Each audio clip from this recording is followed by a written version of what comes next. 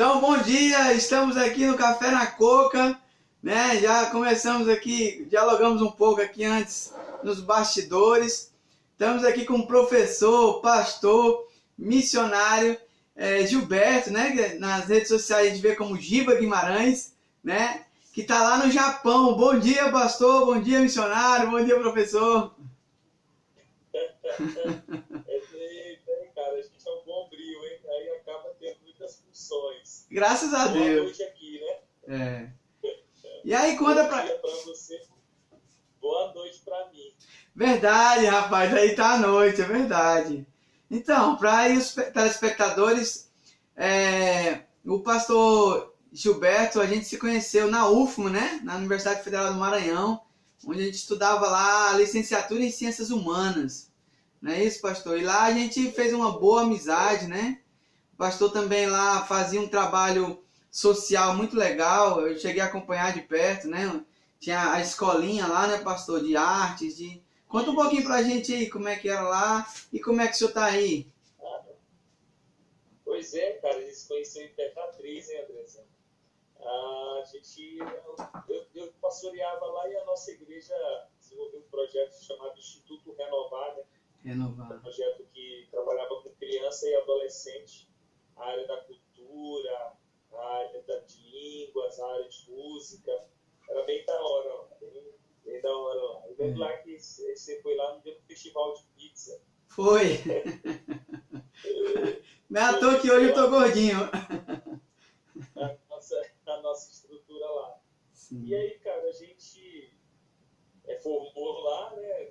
Já dava aula também por causa da minha outra formação e a gente construiu lá. Construímos uma estrutura física e aí eu entreguei lá para outras pessoas e vim para cá. Né? Vim para cá como professor do Japão, porque o Japão aqui a gente tem no Japão a maior comunidade brasileira fora do Brasil, né?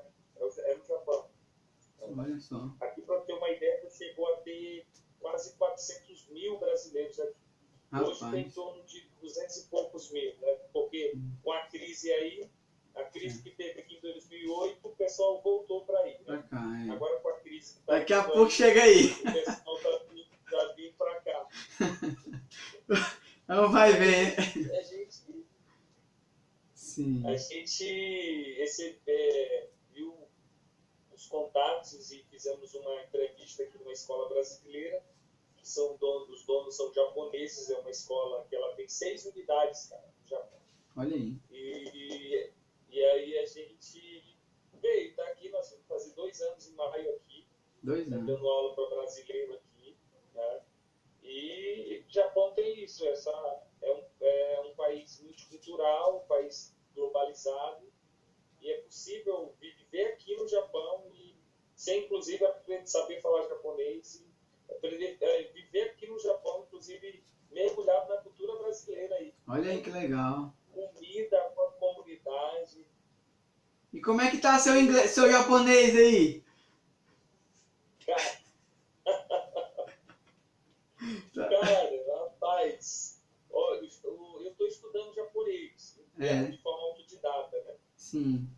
E primeiro é um choque linguístico muito grande, né, André? Porque você é uma língua que ela o código linguístico dela é totalmente diferente do nosso. É muito diferente. O jeito de escrita, e eles, as palavras, às vezes um ideograma, que é o kanji, né? O kanji é ideograma. O ideograma, às vezes, significa uma frase nossa, cara. Né? Então, para você ter uma ideia, entendeu? Significou, às vezes, um kanji significa uma frase nossa. Então, E aqui tem 3 alfabetos, cara. 3. Meu Deus. Só o japonês? Kanji, que são os ideogramas, né? Aqueles ideogramas que eles herdaram do mandarim. Né? Os kanjis. Aí tem o chamado hiragana, que é um alfabeto silábico, então ele é silábico. Aí tem o katakana, que é também um alfabeto silábico, que eles têm as mesmas sílabas do hiragana, só que ele é para palavra estrangeirada, por exemplo. Meu nome, Gilberto, né? Por exemplo, ele não pode ser escrito em hiragana, porque hiragana são só palavras de origem japonesa. Olha aí. Silábicas. Mas o meu nome, cara, meu nome, como é silábico aqui, não tem encontro consonantal, né? Então, tipo, o meu nome é bem complexo em japonês. É mesmo? Né? Por exemplo, Gilberto é Giruberuto. É mesmo? Aumenta o nome? Giruberuto. Olha aí. Giruberuto. Giruberuto. Por exemplo, no caso, teu nome até que não muda muito. Teu nome até que não mudaria muito. Por exemplo, tem a letra A, né, tem a letra A, tem a letra I, que é o som de N, né? Tem a letra 1, e tem aí, na hora que o Dré, não teria como ser Dré, né? Teria que ser Andoré. Por isso que a pessoa às vezes vai imitar o sotaque, né? Aí fala um pouco assim, né? Sim, legal, rapaz. Então, mas tem sido uma experiência interessante.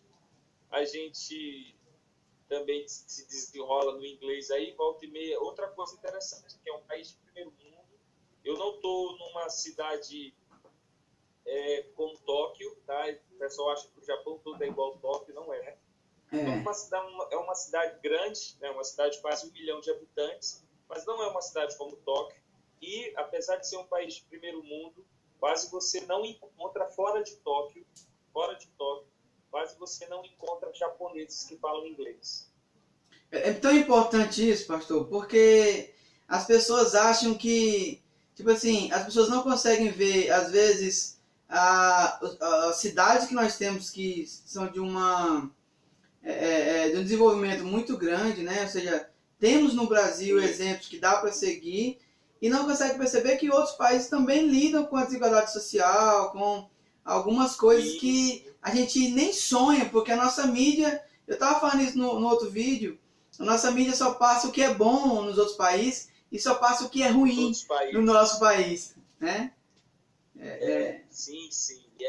E aí também cria esse imaginário social, né? Por exemplo, cria que a ideia de que o Japão ele é todo extremamente tecnológico, que todo mundo aqui fala inglês, tal. Não é isso. Isso ainda o Japão é um país interioranamente falando muito conservador.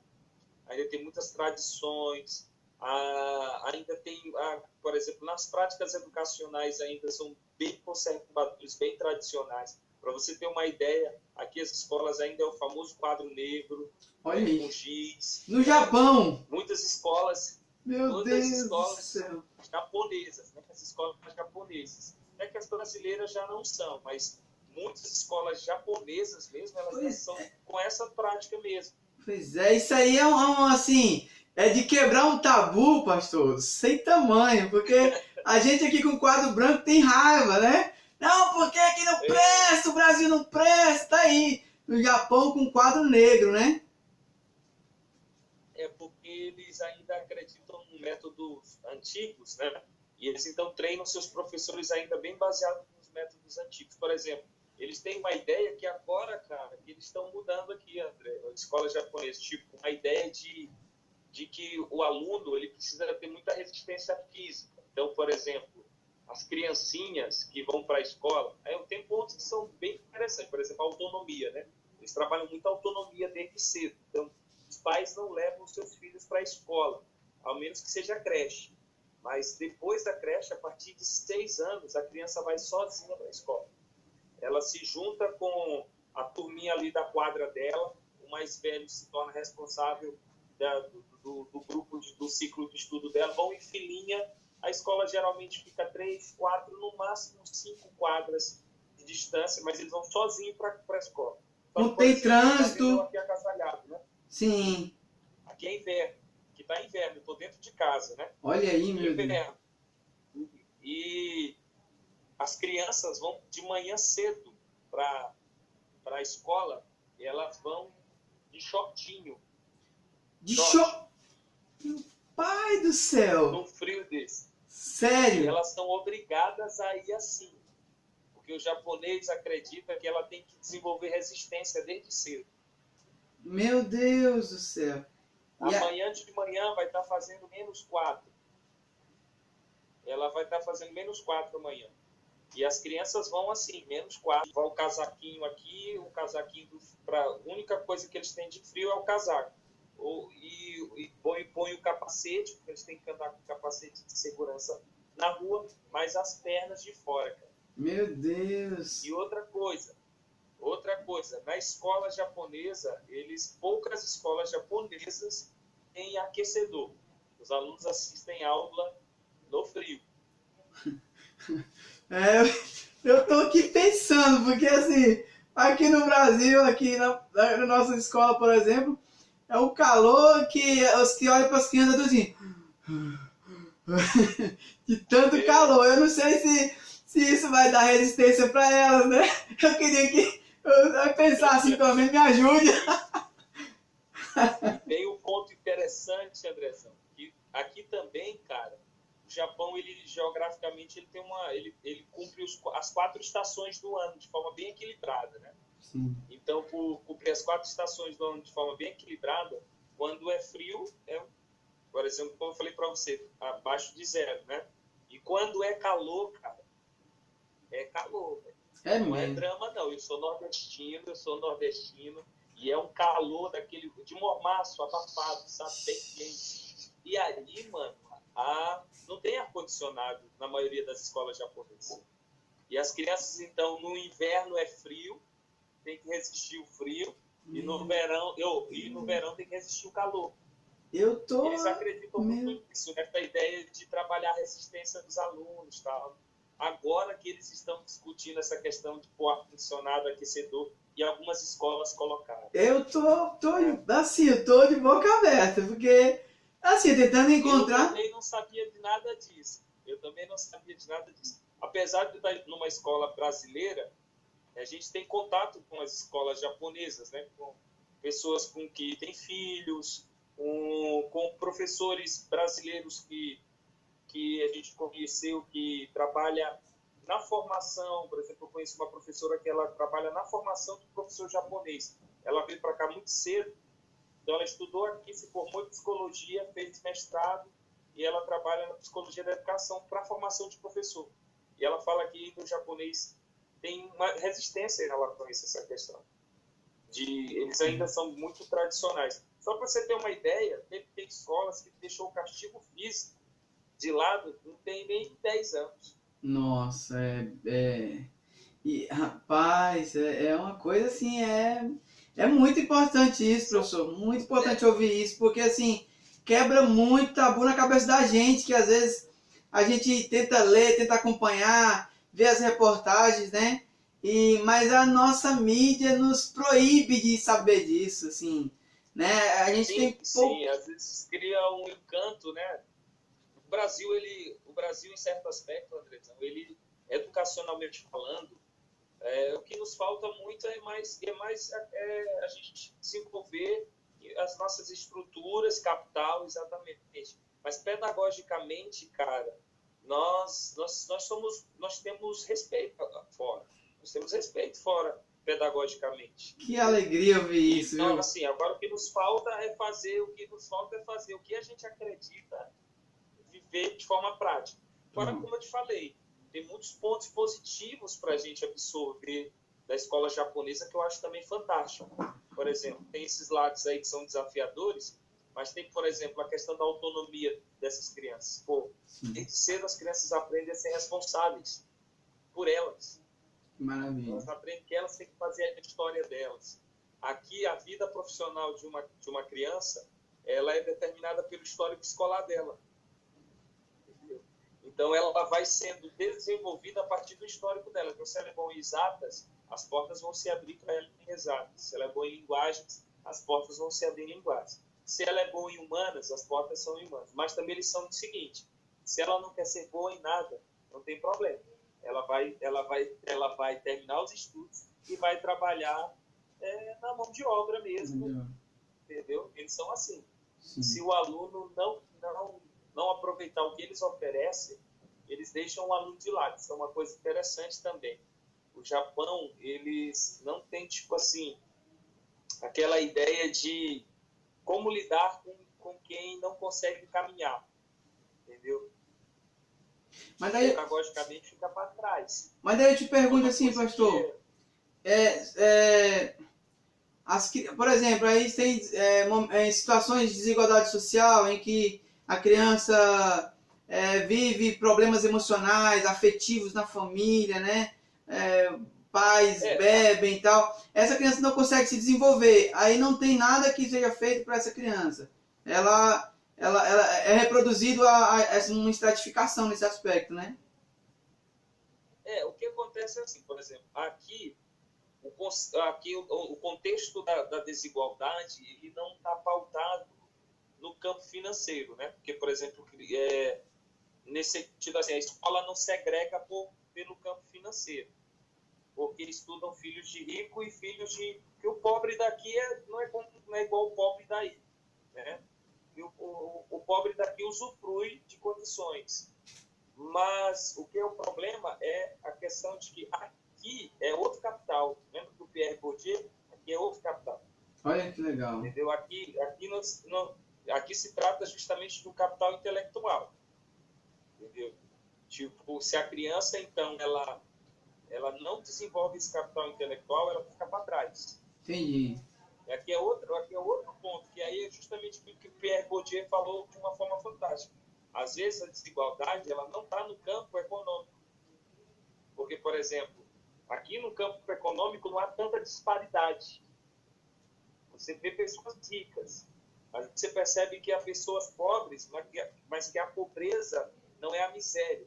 Há uma acessibilidade, há uma condição. Tipo, tem direito à mesma educação que o rico põe, o pobre pode ter, frequentam a mesma escola. Então, isso aí é interessante. Todavia, o capital intelectual é outro. Muito importante isso. O capital cultural é outro. Aí, o que acontece? Aqui, eles chegam, tipo, a criança, ela chega aos 15 anos na escola japonesa. Ela é um momento de segregação, é bem aí, aos 15 anos.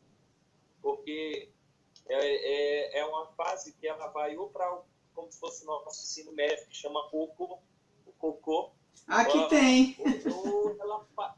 Ou ela para de estudar e vai para a fábrica, ser preparado para trabalhar nas fábricas. Entendeu? Ali termina o caráter obrigatório do ensino. O caráter obrigatório do ensino aqui é aos 15. Então ele conclui com 15, 16 ele pode ir para o que chama ensino médio, né? Só que no ensino médio é assim, é segregado literalmente as escolas. Tipo, existe um ensino médio que é o coco só elite intelectual. E existe um coco que a gente chama de furiô. Que é isso? Furiô é uma expressão em Yongo, que significa peça quebrada, aquilo que não funciona. Meu pai do céu! Então tu imagina essa escola de furiôs, né? Meu Deus! Mas tem rede pública aí ou é tudo particular? Como é que é isso? Assim, aqui é assim. Aqui é o sistema educacional, de saúde, tudo de coparticipação. Entendeu? Os pais atuam junto com o Estado em coparticipação. Tipo, eles podem, se quiser, tem escola particular japonesa. Mas só que a qualidade da educação do Estado é muito boa nesse sentido assim, né? E a escola, poucos então optam pelas escolas particulares, só que não querem segregar mesmo, entendeu? E aí optam, mas o que se oferece na educação particular é tão semelhante à escola pública, só que na escola pública tem uma taxa de participação, né? Que como eu te falei, trabalha com coparticipação, então o pai paga uma taxa, né? Nessa coparticipação. Aí o que acontece? Quando chega o ensino médio, o desejo dos pais, até de brasileiros que têm filhos no japonês, nas escolas japonesas, é que eles passem nos seletivos dos melhores cocos, né? Os melhores cocos. Já é um vestibular no ensino médio, seria, Isso, exatamente. Aí eles vão para essas escolas, porque nessas escolas eles também vão ser preparados para fazer vestibular, né? É aí que acontece, é nesse ponto que segrega mesmo. Tipo, aí você tem uma leva de jovens e como a vida de fábrica aqui financeiramente permite o cara viver bem, né? Porque ele vai ter acesso a bens de consumo, ele vai ter acesso a ter a tudo aquilo que também um rico puder, ele pode. A diferença é que ele vai ralar mais para ter. Então, o que acontece? Muitos adolescentes não querem continuar a vida acadêmica. Entendeu? Então, eles vão... Eu acho que os intelectuais daqui, o pessoal que pensa em educação, bem, eu acho isso, né? Quando tem aqui eu posso dizer, essa briga que tem entre as ciências humanas, né, e as ciências exatas ou técnicas, enfim, nessa ideia de que as ciências humanas é que permite à sociedade desenvolver melhor, permite à sociedade, ser humano, né, entender. Como é que essa ideia de separação, né, como é que essas pessoas que têm essa possibilidade de entrar nas humanas aí também é valorizado ou de certa forma é desvalorizado, e como é que é o impacto disso, se for desvalorizado, ou você percebe que não, que nas questões de combate à corrupção, nas questões de, sei lá, espiritualidade, nas questões culturais, como é que as ciências humanas elas conseguem participar disso dentro da academia ou mesmo pelo senso popular? Assim, cara, como todo país com práticas capitalistas, a tendência é a desvalorização das humanas, né? das áreas das humanas. E aqui também não é diferente. Claro que nesses últimos tempos eles têm dado muito valor à área de humanas por causa da crise que o país teve. Então, a área de humanas, ela veio sinalizando que precisava se preocupar com algumas questões, por exemplo, uma das coisas que é o índice de suicídio, o índice de idosos vivendo isoladamente, né? Aqui é o país com a maior população na terceira idade, né? Então, é o país com maior quantidade de pessoas centenárias, né? Então, mas só que essas pessoas, como que elas estão vivendo? Então, a área de humanas aqui, ela também ainda é secundária, como todo caminho que estão prosseguindo os países aí, ao ponto de que a valorização é a educação tecnológica, as engenharias. No entanto, ainda funciona, ainda existem universidades que aqui levantam a bandeira da valorização do curso de humanas, e que isso é importante, e as crises mostram isso, entendeu? São nas crises que revelam essa importância, de que então a necessidade de trabalhar isso. Então, aqui eles têm buscado isso. E aí tem esse grande desafio, porque é um país com muitos imigrantes, é um país onde o crescimento vegetativo está cada vez mais baixo. E eles estão precisando cada vez mais de estrangeiros. Eles até falam que daqui a alguns anos, mais décadas, se continuar desse jeito, vai ser um Japão sem japoneses. Meu Deus. Tem algum incentivo aí à produtividade? Né? Aí entra eu nessa história. Por que eu estou aqui? Então, tipo, eu dou aula, eu estou imerso em um mundo dentro de um país. Eu estou imerso em um sistema educacional de outro país dentro de um país, né? Como isso, né? Que tipo, na cidade que eu estou aqui, são quase 15 mil brasileiros, né? Juntando com as cidades em torno aqui, dá quase 30 mil brasileiros com as cidades em torno. Olha aí, rapaz. Então, tem muitas dessas famílias que vieram do Brasil com a expectativa de temporariamente ficarem aqui. Então, os seus filhos não vão para escolas brasileiras, já que a intenção é que temporariamente fiquem aqui. Então, eles vão para a escola brasileira. Né? Já tem pais que decidiram vir, porque entenderam que aqui vai ser o melhor filho, e colocaram os filhos na escola brasileira, na escola japonesa. Tipo, já tem brasileiros que ou nasceram aqui ou foram muito novos e construíram a vida aqui. Os filhos nasceram aqui e estão em escolas japonesas. Então, você tem essa realidade, né? Então, para suprir essa demanda, é que eu vim parar aqui como professor, né? Porque tem a carência de mão de obra especializada. Só que é uma escola brasileira completamente diferente da realidade do Brasil aí. Né? Mas desculpa te perguntar, mas você tinha alguém assim que você conhecia? Algum meio? Foi através da instituição que você faz parte, né, da igreja? Como é que foi isso? O que aconteceu assim, como eu vim aqui em 2008 como missionário, né? E aí então eu criei muitos vínculos. E nesses contatos, eles sabendo que eu era professor, falaram sobre essa possibilidade de então vir como professor, né? Que legal. E aí então essa ideia de vir como professor, eu fiz uma entrevista normal, fiz uma entrevista com o diretor da escola, fiz uma entrevista com o dono da escola, que é japonês. E aí, então, fui contratado e vim com visto de professor. Eu vim com visto. Eu não sou descendente, né? O Japão, você tem duas formas de vir para o Japão, sendo descendente até a terceira geração de descendente de ancestralidade, né?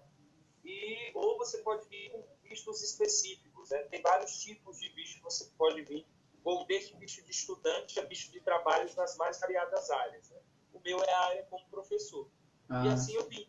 Então, atuo na escola, só que a escola ela segue, é uma escola que segue a grade curricular e segue o MEC, é registrada como uma escola estrangeira, mas tem alguns diferenciais, né? Segue o MEC? Tipo, porque é uma escola que tem que seguir o parâmetro curricular aí, a nossa base nacional curricular da BNCC tem que ser o material que a gente usa vem daí, entendeu? E a gente tem que seguir a carga horária, a quantidade de horas aulas aí. Só que a gente tem coisas que também são da nossa realidade aqui. A gente está lidando com alunos que são de realidade diferente do Brasil. A base nem sonha, né? O aluno aqui como diz, é uma escola brasileira, mas uma escola brasileira dentro de um outro país que não é Brasil. Então eu particularmente tenho sido uma experiência muito fantástica, porque eu estou lidando com um público que eu costumo até brincar com eles, dizendo assim, é o público neném, nem brasileiro e nem japonês. Estou ajeitando aqui. Sim, que maravilha, é muito enriquecedor o que você está falando, a gente fica imaginando assim. E você consegue, como é que é essa questão aí, pastor, da religião aí na cidade? Como é que você consegue perceber a religiosidade aí na sua região? Como é que é aí? Você sabe que aqui virou uma guerra, agora o pessoal está se reorganizando por questões políticas, né? Enfim, tem toda uma estrutura bem complexa. Entender a religiosidade do Brasil, acho que é talvez uma das mais complexas do mundo. Atualmente a nossa história no Brasil está bem tensa, né, nesse aspecto aí. Aqui, cara, assim, o Japão ele tem a influência do budismo, né, que é uma religião chinesa, só que ele tem também uma religião própria com características muito próximas das religiões chinesas, que é o shintoísmo. Só que culturalmente falando, é uma religião que a geração mais nova não tem seguido, entendeu? Então, tipo, seja em Tóquio, seja aqui, seja em qualquer das cidades, a maior parte dos jovens japoneses, eles estão imersos na globalização. A tecnologia, a internet, acesso ao mundo. Então, eles estão imersos na globalização. E automaticamente, então, esse quesito espiritualidade aqui no Japão tem sido cada vez mais deixado de lado. Só que é um país muito místico, entendeu? É um país muito místico, é um país que, por mais que esses jovens não desenvolvam suas espiritualidades, ainda carregam consigo algumas tradições místicas por causa dos seus pais, né? Algumas comemorações de festas, algumas celebrações de algumas datas, que tem ligada às questões espirituais do que eles acreditam, né? Então, ainda tem, mas não no sentido prático, né? Tipo, você não vê jovens com muita frequência. Às vezes eu fico observando, eu saio na rua, passo em frente aos templos shintoístas, né? Você percebe que mais é a terceira está lá fazendo suas preces, que fica perto, né? Dá para olhar de fora. E às vezes você vê quem mais são idosos, os adultos, mas essa galerinha, essa garotada aí de faixa etária de 25 para baixo, elas não,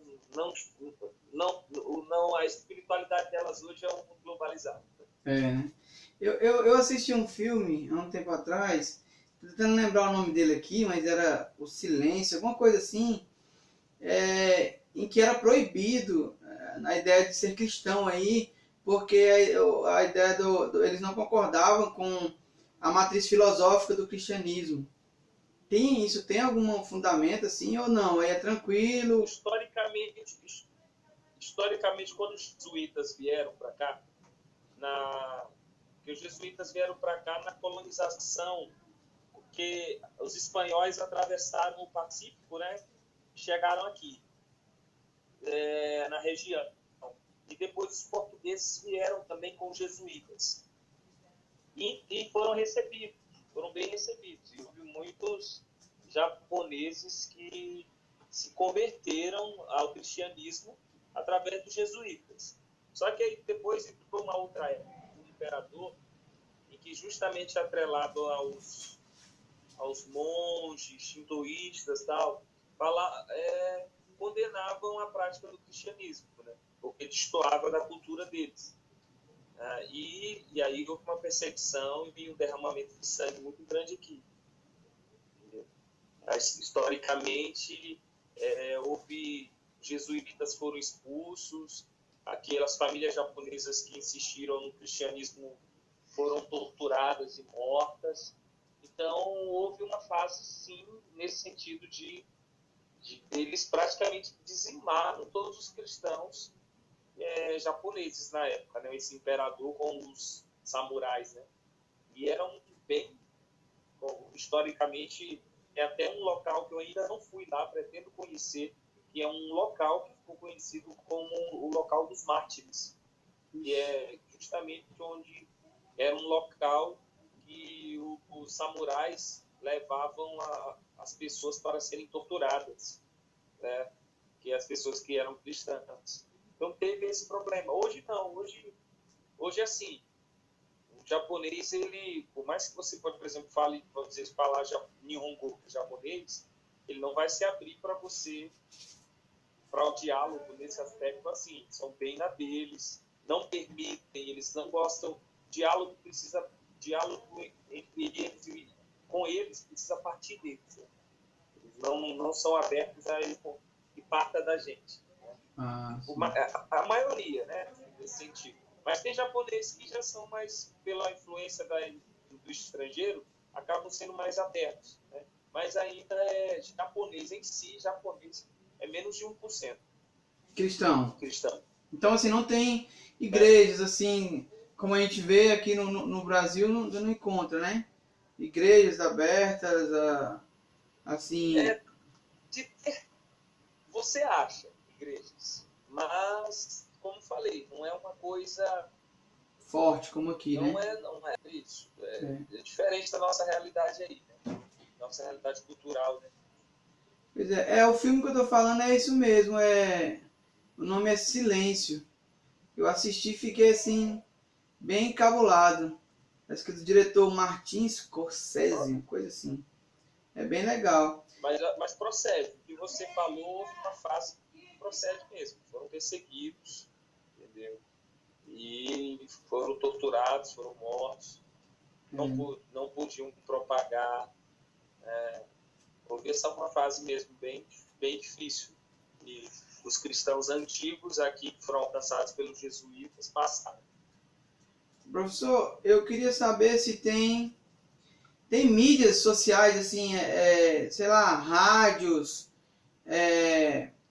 TVs ou que a gente encontre na internet que seja em português aí que esteja aí no Japão, uma coisa assim, não? Em português? Brasileiro no caso, né?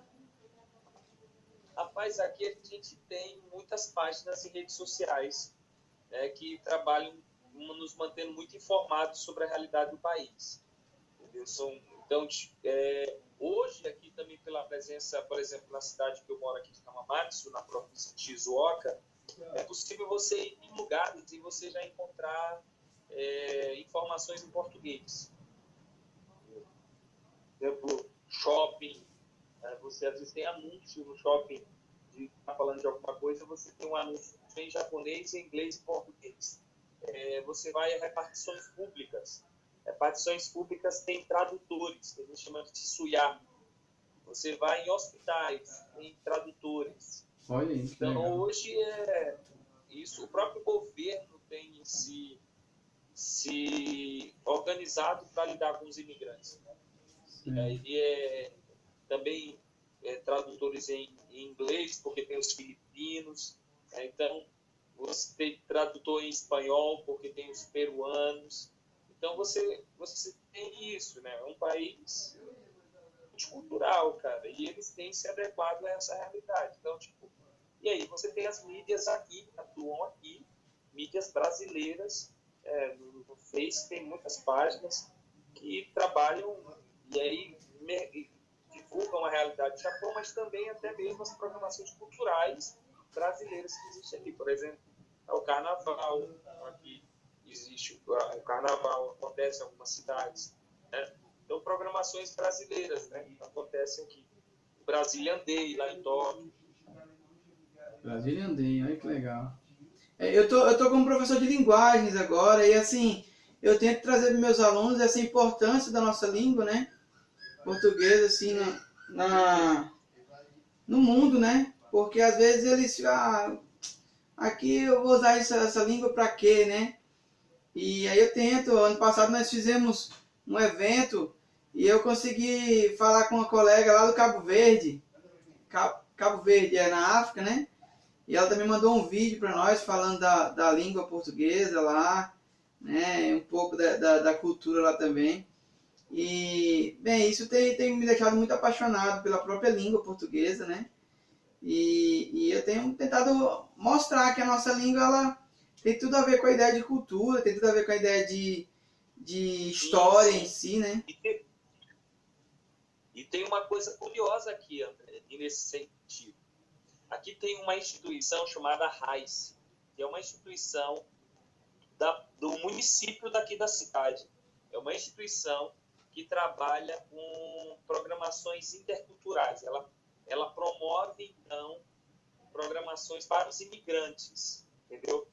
É um órgão japonês, que presta serviço para a prefeitura japonesa, entendeu? Recebe verba do governo para desenvolver programações para estrangeiros.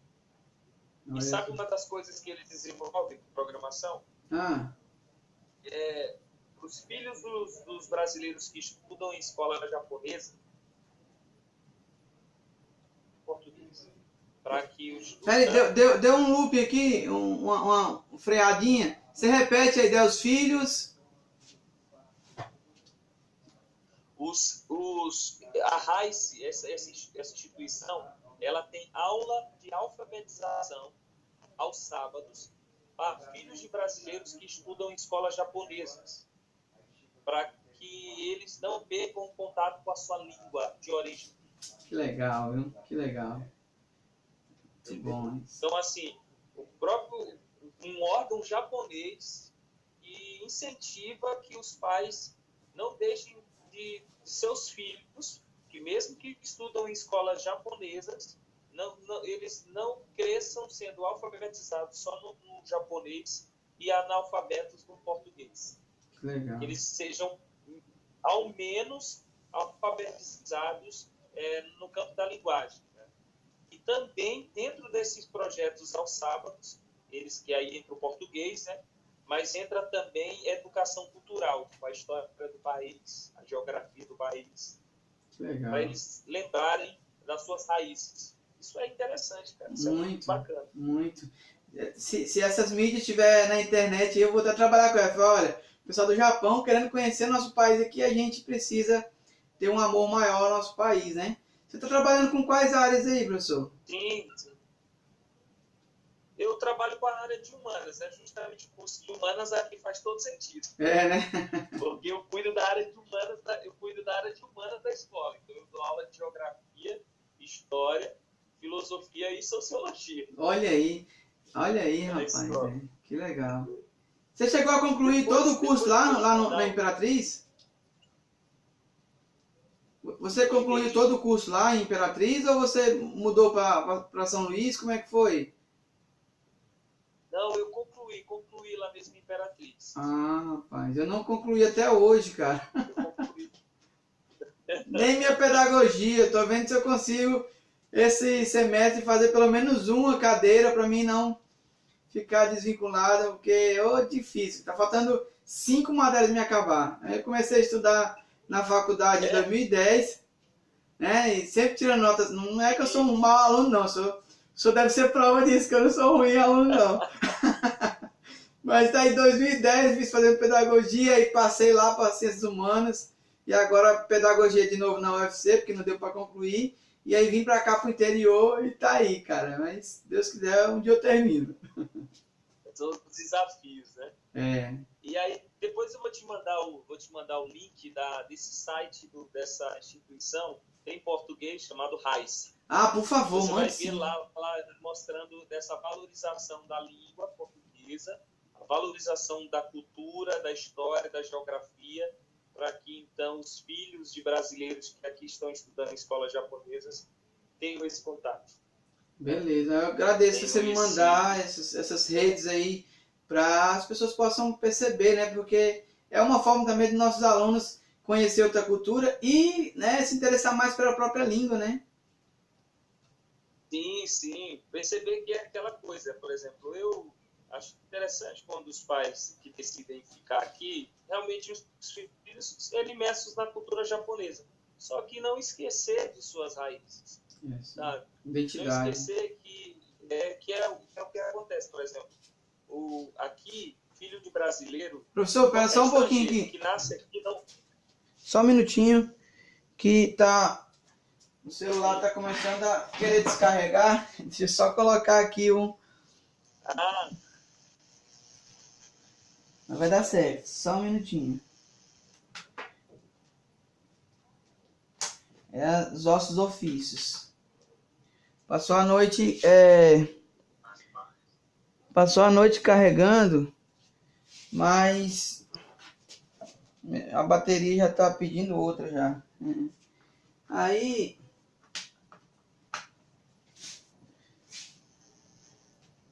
quase.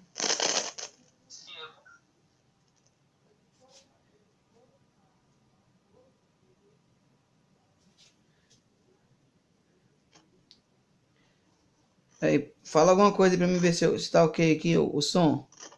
Oi. Beleza. Desculpa aí, pastor, os ossos do ofício. Pois vai ficar até um fiozinho aqui no meio, mas faz parte. Então, pastor, nós estamos chegando aos 43 minutos. Sim, pode concluir, pode falar o que você está dizendo. Só para só finalizar, então nesse sentido assim, eu acho interessante, né, que aqui no Japão, por mais que qualquer estrangeiro tenha filho aqui, ele não reconhece a cidadania por naturalidade. Cidadania japonesa é por ancestralidade. Ah, entendi. Então tem que ser, só é filho japonês quem é japonês, entendeu? Ou quem tem uma linhagem de ancestralidade e reivindicar e buscar provar que merece ser cidadão, né? Sim. E é lutar pela sua cidadania. Agora, quem nasce aqui até pode, lá na frente, com 20 anos, tentar lutar. Tipo, se tiver estudado na escola japonesa, se tiver mergulhado na escola japonesa, aí passa por uma sabatina, passa por uma série de processos para lutar pela sua cidadania, mas é muito difícil. Então, o brasileiro, por mais que o filho de brasileiro vá para a escola japonesa e fique imerso na cultura japonesa, ele não é reconhecido como japonês, né? Então, é importante que ele também não perca as suas raízes brasileiras, porque se em algum momento ele precisar de sua pátria, ele pelo menos saber que tem uma pátria, para ele para onde ir, né? Talvez até mesmo tendo nascido aqui, nunca ter ido para lá. Mas é importante isso, né? Ele não perder essas raízes. E o próprio governo não quer isso. Ele não quer que os filhos percam. Ele quer que os filhos, claro, aprendam japonês, mas que também não deixem de lado as suas raízes linguísticas. É um compromisso duplicado com a educação, né? Sim, sim. Pastor, gratuitamente. E eu tenho mais duas perguntinhas só. Uma o senhor consegue visualizar possibilidades aí de acesso à universidade, a mestrado, a doutorado, ou isso também é mais para quem está quem é natural, né, do Japão? Como é que é isso? É possível fazer algum tipo de, enfim, cursos aí de aperfeiçoamento? Como é que o senhor está vendo essas acessibilidades aí?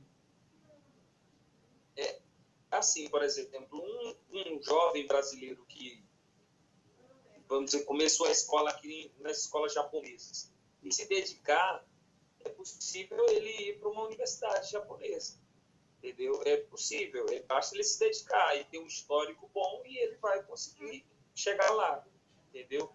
Tem muitas universidades também estrangeiras aqui, né? Cidades maiores tem universidades que vieram de fora. Então, tipo, universidades, os cursos todos são em inglês, né? Então, tem universidades assim também aqui. Mas aí, o que acontece? O mais ideal é que esse jovem esteja imerso no japonês, né? No Nihongo, para ele poder, então, entrar nessas instituições. Na nossa escola, por exemplo, como eu te falei, tem um diferencial. As escolas brasileiras aqui, elas têm aula de japonês, né? E elas focam muito isso. Nessa aula de lá na nossa escola, nós temos muitas aulas de japonês e aulas de inglês, né? Que é justamente porque eles vivem nesse contexto aqui. Então, eles têm aulas mais do que teria se fosse em outro lugar, né? Então, eles têm aula de japonês e têm aula de uma ênfase maior em inglês. Justamente para isso, a gente está aluno que está em universidade japonesa, a gente está em aluno que está em universidade estrangeira que está aqui, fazendo o curso em inglês. A gente tem aluno que está fazendo um curso em japonês. É possível. Agora, é claro que é um grande desafio.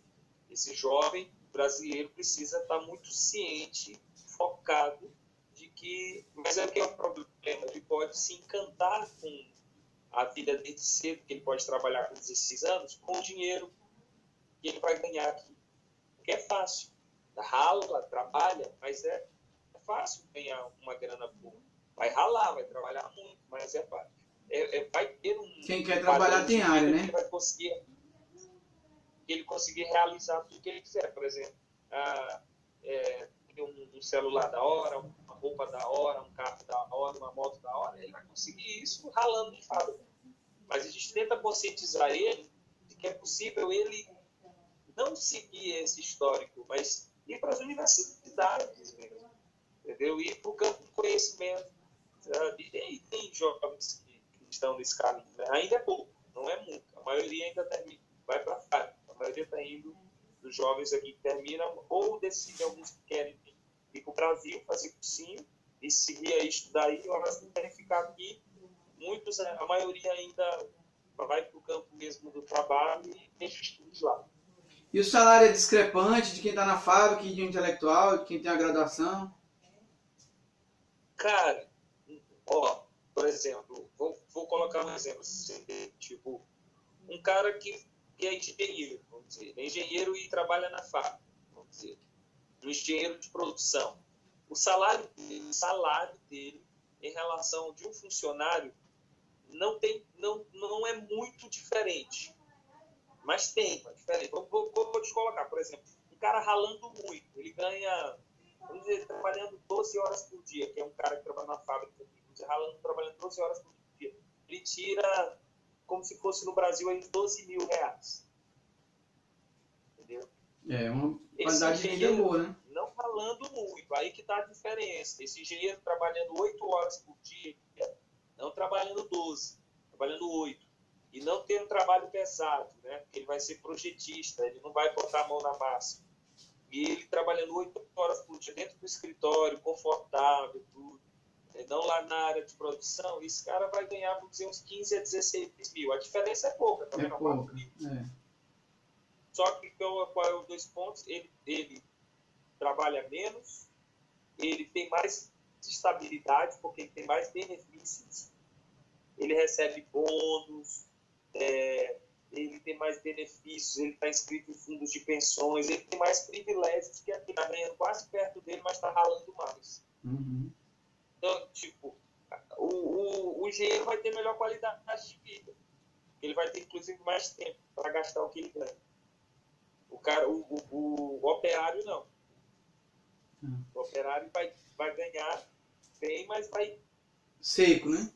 Em questões de anos, ele já está arrebentado, né? Uhum. Tá? Então, você não tem tanta disparidade no campo financeiro, mas a disparidade na qualidade de vida é outra coisa. E aí, pastor, pra gente finalizar aí, tá quase chegando a 1 hora, o pessoal geralmente não assiste vídeos muito grandes, né? Que a gente possa, espero que a gente tenha, que a gente tenha outras oportunidades de conversar mais. Mas para fechar, eu queria, você sabe que a mídia aqui, a nossa mídia é tendenciosa, né? Ela tem um lado partidário, né?